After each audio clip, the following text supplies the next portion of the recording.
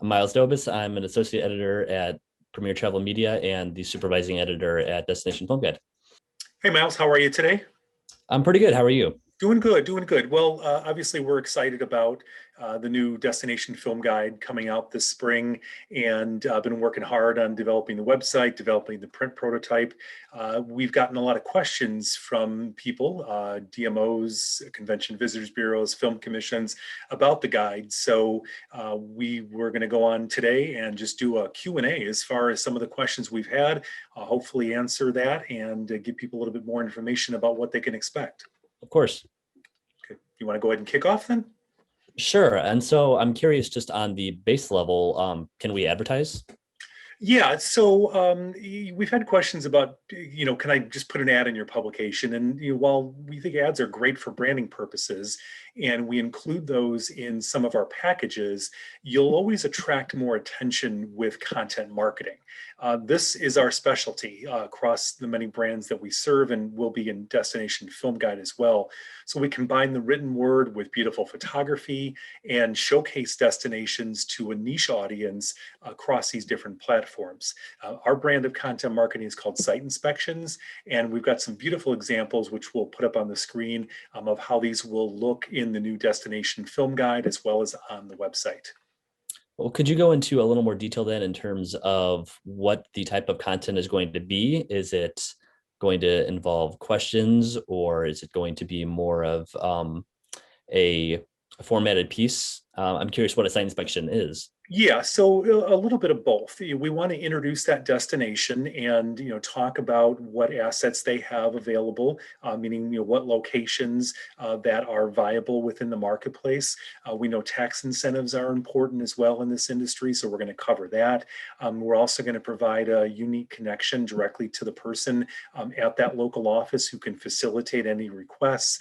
Online, we've got some beautiful formats where we're talking about permitting and giving a landscape of the year-round weather, so we can start to pin together some shooting times, because we know that's certainly important as well.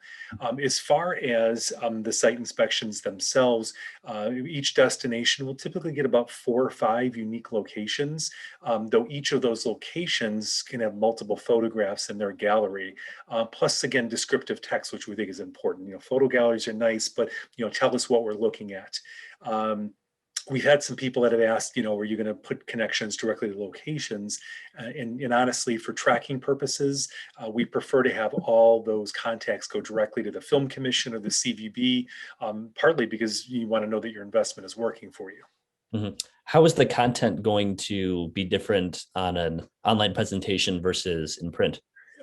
Well, the same base content will be included in both, but obviously we've got so much more real estate that we can do online. We're going to draw some connections between the print magazine and the digital edition and what's available online. So figure that we're going to get people interested through the print guide and be able to showcase these destinations, but really a lot of the gooey information is going to be found on the digital version. Mm-hmm. And do you have a newsletter that can disseminate this information to a wider audience? We will, yeah. I mean, that's part of the launch plan. We haven't done anything yet because we're still building the product. But after we do the inaugural edition of Destination Film Guide this spring, we'll produce a newsletter that'll have articles relevant to the sector. We're hoping to work with the guilds and the associations and helping them promote their content. In addition, we'll feature the site inspections selectively throughout the year, and advertising as well on a tasteful end. It won't be a banner farm. Mm-hmm. What is consisting the base for the readership? Oh, okay. A really good question. Mhm. So, as far as demographics, we've got the top 1,500 film production companies in North America. And of course, at some of those, there's multiple people that are involved in that decision-making process. We're also coveting notable directors, location scouts, location managers, as well as advertising agencies with a specific concentration on the US and Canada. So it's a very targeted reach of those that are responsible for selecting where things get shot within North America. Mm-hmm. And that's going to be my follow-up question. Besides sort of the obvious factors like I need this location because the script demands it, or I'm choosing this location because of these specific tax incentives? What are some of the other reasons that film commissions can lure in productions? Well, yeah, obviously those two are really important. Incentives are important, and locations, just having that right shot. But that being said, I think coming out of this, your COVID readiness is going to be really important. Can you get a crew on site? Can you make sure we keep them safe? Do you have a streamlined permitting process? So, in talking with some of the film commissions, they're already saying that the incentives are important. If they can get a production up and running and keep it moving, that's going to be like the new incentive.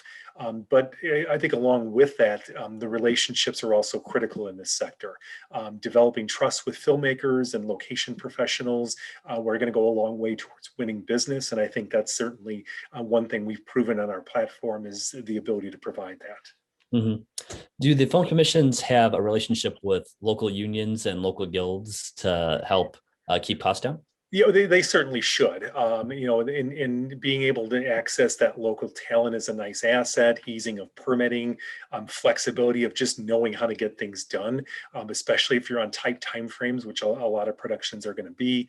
That being said, not everybody has that. But if you start to win more film business, I think one of the cool things that we've seen is in areas around the country, and these aren't necessarily your big, notable film locations. We've seen there are areas that have started to become popular for film shoots where people are moving to the area to participate, their film crew, support staff. So, there's obviously an economic benefit of film production. There could be a tourism benefit, but there also could be a long-term employment benefit if you start to win more of this business.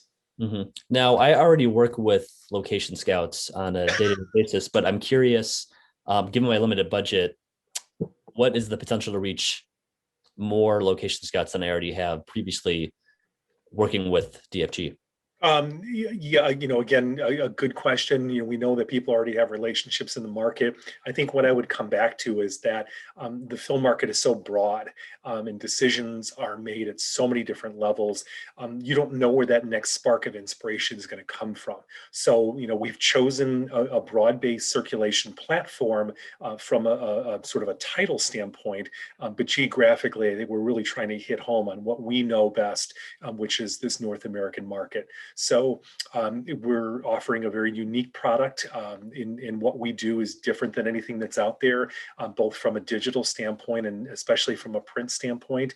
Nobody else does this. We're not copying somebody else's approach.